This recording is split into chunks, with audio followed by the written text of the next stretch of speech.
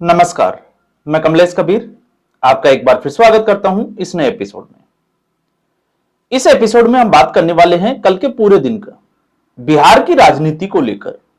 जिस तरीके से राहुल गांधी की एक बार फिर लगभग 2 महीने के बाद एंट्री हुई, कुछ ही दिन बचे, लेकिन हम मान के चल सकते हैं कि 1 सितंबर के बाद में 2 महीने बाद राहुल गांधी की एंट्री हुई। सबको उम्मीदें थी कि राहुल गांधी की एंट्री से कुछ इस चुनाव कैंपेन में नया कुछ निकल कर आएगा, महागठबंधन के लिए कुछ अच्छा होगा। अब एक तरीके से एक वर्ग यह कह सकता है कि राहुल गांधी ने जो है वो एक तरीके से बिहार में भूकंप ला दिया, एनडीए की जो है वो नींव हिला दी। ये इस तरीके की बातें जो है वो की जा सकती है, लेकिन उसे हम आकलन नहीं कह सकते, उसे हम पक्षपात कह सकते हैं, एक पक्ष रखना। लेकिन ओवरऑल अगर कल के घटनाक्रम पर हम नजर डालते हैं, कल भी हमने एक वीडियो में बात की थी, तो उससे जो चीजें निकल कर आती है वो चीजें ये निकल कर आती है कि राहुल गांधी इस वक्त सिर्फ और सिर्फ आरजेडी को कमजोर करने में लगे हुए हैं।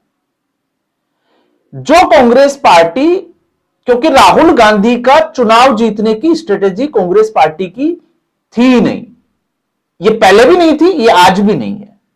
ये तो हम जो है वो दावे के साथ कह सकते हैं, क्योंकि वोटर अधिकार यात्रा एक जबरदस्ती थोपा हुआ मुद्दा था, लेकिन तेजस्वी यादव ने उस मुद्दे पर भी राहुल गांधी का साथ दिया। देर सवेर उनको समझ में जरूर आई, लेकिन फिर भी राहुल गांधी का साथ दिया। लेकिन राहुल गांधी ने तेजस्वी बनाम नीतीश का जो मुद्दा था उसको हटाकर राहुल बनाम मोदी कर दिया। अब 2 महीने के राहुल गांधी को अगर हम देखते हैं कि राहुल गांधी बीच में गायब हो गए, तो लगातार जो महागठबंधन की जो कैंपेनिंग थी उसको डिरेल करने का काम राहुल गांधी ने किया। अब जो कांग्रेस पार्टी अपने पुनरुत्थान के लिए, अब मैं ये वर्ड क्यों कह रहा हूं, मैं इसलिए कह रहा हूं क्योंकि कांग्रेस पार्टी ने जिसको प्रभारी बनाया कृष्णा अल्लावरू, आप देख लीजिए जिस तरीके से वो जेडीएस आरजेडी से दूरी बनाकर चलते रहे। कभी भी उन्होंने सार्वजनिक तौर पर तेजस्वी यादव को मुख्यमंत्री के रूप में, मुख्यमंत्री के चेहरे के रूप में स्वीकार ही नहीं किया। तो इससे आपको समझ में आएगी, और लगातार अपनी सीटों के ऊपर अड़े रहे। यह अलग बात है कि बाद में जाकर क्या हुआ। और अब ऐसी स्थिति में कल की जिस तरीके से राहुल गांधी की, आप चाहे मुजफ्फरनगर की रैली को उठाकर देखिए या फिर दरभंगा की रैली को, आपको सारी कहानी जो है वो समझ में आ जाएगी, और हम इस वीडियो में उस पर बात भी करने वाले हैं। तो जो कांग्रेस पार्टी पिछली बार 70 सीटों पर चुनाव लड़ी, 27% के स्ट्राइक रेट से 19 सीटें जीत कर लाई, इस बार 61 सीटों पर चुनाव लड़ रही है, क्योंकि आरजेडी झुकी नहीं। और 61 में आप देखोगे तो 10 सीटों पर फ्रेंडली फाइट चल रही है, तो बचती है 51 सीटें, और 51 सीटें भी वो सीटें हैं जिसके ऊपर राहुल कम से कम 6 से 7 सीटें आप ऐसे निकाल कर देख सकते हो जो क्वालिटी सीट ही नहीं है। मतलब कांग्रेस पार्टी, और कांग्रेस पार्टी को अपनी हैसियत इस वक्त जो है वो बिहार में पता चल चुकी है। तो अब राहुल गांधी बदला लेने की कोशिश कर रहे हैं तेजस्वी यादव से। थोड़ा अजीब लगेगा, अगर आप कांग्रेस पार्टी या राहुल गांधी के पक्के सपोर्टर है तो आपको हो सकता है कि इस वीडियो से थोड़ा दर्द भी हो, लेकिन सच्चाई जो है वो यही है। अब मैं ये जब कह रहा हूं, क्यों कह रहा हूं, इसकी वजह आप देख लीजिए। जो राहुल गांधी कांग्रेस की सीटें थी पिछले चुनाव में, जहां पर कांग्रेस पार्टी स्ट्रांग थी, कम से कम 7 सीटें जो है वो ऐसी है जहां पर आरजेडी ने अपने उम्मीदवार उतार रखे हैं, और कांग्रेस पार्टी ने भी अपने कुछ उम्मीदवार जो है वो आरजेडी की सीटों पर उतारे थे, जिसमें चाहे आप वैशाली की सीट की बात कर सकते हैं, प्राणपुर की सीट की बात कर सकते हैं, वसलीगंज की बात कर सकते हैं। और आरजेडी ने जो है दबाव डालकर कांग्रेस पार्टी के वो नामांकन वापस करवा दिए लालू प्रसाद यादव ने। यह है आरजेडी और कांग्रेस पार्टी में फर्क। तो कहां से शुरू किया था और कहां चले गए। अब हम आते हैं कंपेनिंग पे।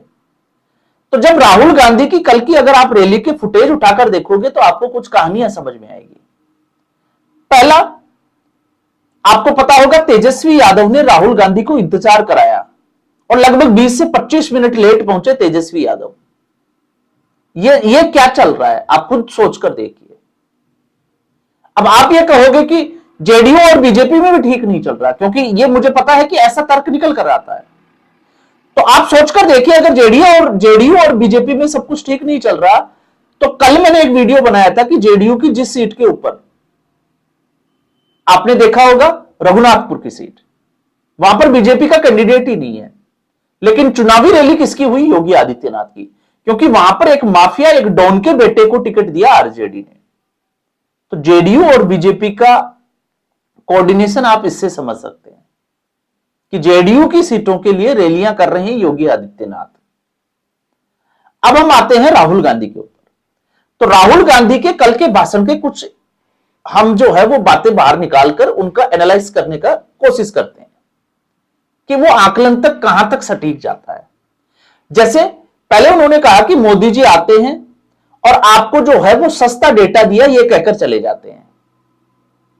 तो पहली चीज कि सस्ता डेटा दिया, इससे फायदा किसका है? और ये राहुल गांधी स्वीकार कर रहे हैं कि नरेंद्र मोदी ने सस्ता डेटा दिया है।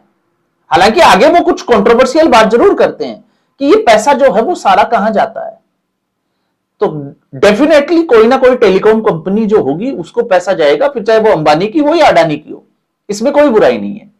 लेकिन आप ये तो एग्री कर रहे हो कि सस्ता डेटा दिया है, और आगे जो बोलते हैं कि फिर आप जो है वो रील में लगे रहते, इसका मतलब आप बेरोजगार हो। लेकिन हमने ये भी सुना है कि बिहार में कुछ ऐसे गांव हैं जो सोशल मीडिया पे काम करते हैं बच्चे और पैसा भी कमा रहे हैं। अब दूसरी तरफ आप तेजस्वी यादव को देख लीजिए। अगर ऐसा नहीं है कि लोग आपको रील पर नहीं देख रहे, तो फिर आप अपने फॉलोवर्स क्यों बताते हो कि राहुल गांधी के देखिए फैन फॉलोइंग्स में इतने फॉलोवर है, फिर आप नरेंद्र मोदी के कम करके दिखाते हो। और तेजस्वी यादव तो इंटरव्यू पे इंटरव्यू दे रहे हैं। वो किसको दे रहे हैं? वो यूट्यूबर्स को दे रहे हैं। तो ये जो फर्क है, आप समझ पा रहे होंगे कि राहुल गांधी क्या कहना चाहते हैं। और राहुल गांधी के ऐसी चीजों से, क्योंकि निशाना सीधे तौर पर अंबानी और अडानी पर था, इसलिए राहुल गांधी ने यह भी कहा कि अंबानी की शादी में चाहे वो 100 करोड़ की हो या 1000 करोड़ की हो, क्या फर्क पड़ता है, उनकी मर्जी है। लेकिन आगे जो बात बोली कि अंबानी की शादी में मोदी गया, क्या राहुल गांधी गया क्या? अब साथ में बैठे हैं तेजस्वी यादव। तो तेजस्वी यादव तो अपने पूरे, जिसको कहते हैं कि कुनबे के साथ, और कुनबा जब हम बोलते हैं लालू प्रसाद यादव का, तो उसमें मीसा भारती, आप देखिए लालू प्रसाद यादव, राबड़ी देवी, मतलब 10-12 लोग जो है वो इकट्ठा हो जाते हैं। और 10-12 लोग जो है वो अंबानी की शादी में गए थे, फोटो सेशन भी हुआ था, और लालू प्रसाद यादव व्हील चेयर पे जो है वो एयरपोर्ट पर देखे भी। और जब पत्रकारों ने पूछा था कि आप जा रहे हैं, तो तेजस्वी यादव ने यह कहा था कि हमें निमंत्रण मिला है तो हम क्यों नहीं जाएंगे।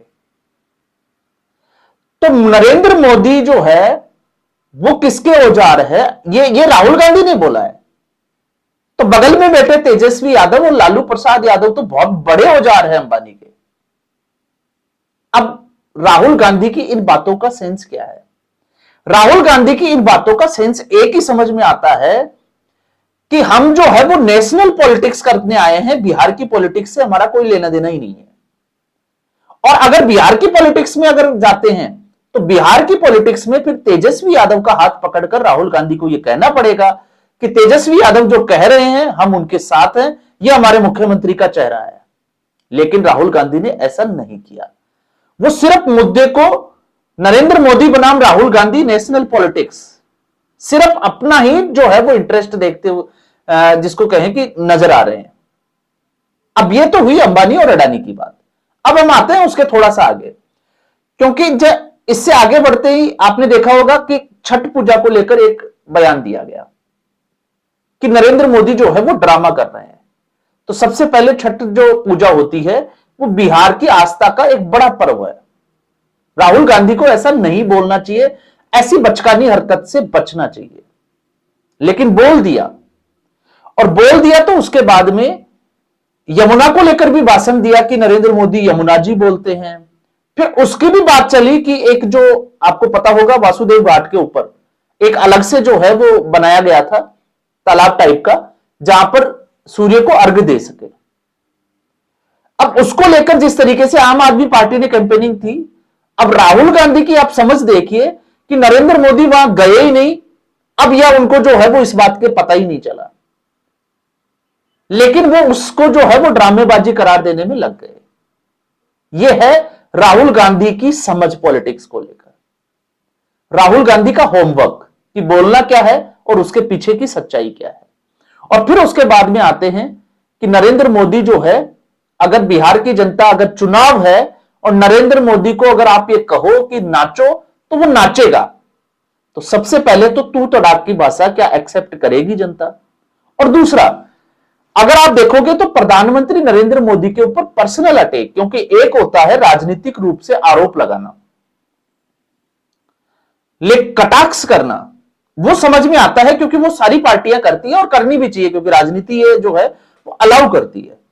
लेकिन पर्सनल कटाक्ष करना कि नरेंद्र मोदी नाचेगा, तो एक तरीके से राहुल गांधी ने कांग्रेस पार्टी की कुंडली खोल दी, क्योंकि इस वक्त ये सोशल मीडिया का जमाना है।